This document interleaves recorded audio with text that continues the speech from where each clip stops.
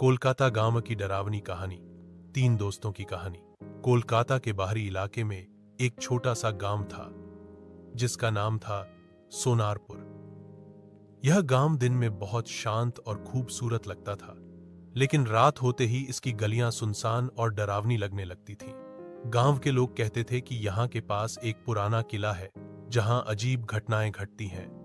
कहते हैं कि रात के समय कुछ अदृश्य शक्तियां किले में सक्रिय हो जाती हैं।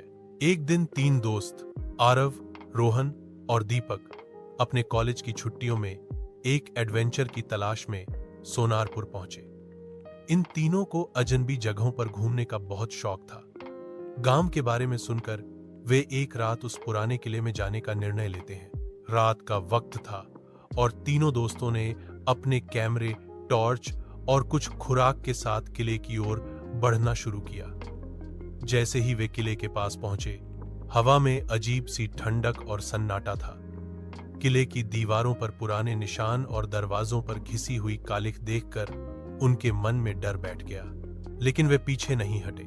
किले के अंदर जाने पर उन्हें एक पुराना सीढ़ी दिखाई दी जो ऊपर की ओर जाती थी। तीनों धीरे धीरे उस सीढ़ी को चढ़ने लगे। ऊपर पहुंचे तो देखा कि एक पुराना कमरा था जिसमें एक पुराना बक्सा रखा था। जब दीपक ने उस बक्से को खोलने की कोशिश की, अचानक कमरा ठंडा हो गया और एक जोर की आवाज आई। सभी तीनों दोस्तों ने पलट कर देखा तो किले के भीतर एक धुआं सा घेराव करने लगा। आश्चर्यजनक रूप से कमरे की दीवारों पर कुछ अजीब से चेहरे बन गए थे जो घूर रहे थे। उनके अंदर अजीब सी हंसी गूंजने लगी। आरव और रोहन डर के मारे भागने लगे, लेकिन दीपक कुछ क्षणों तक खड़ा रहा।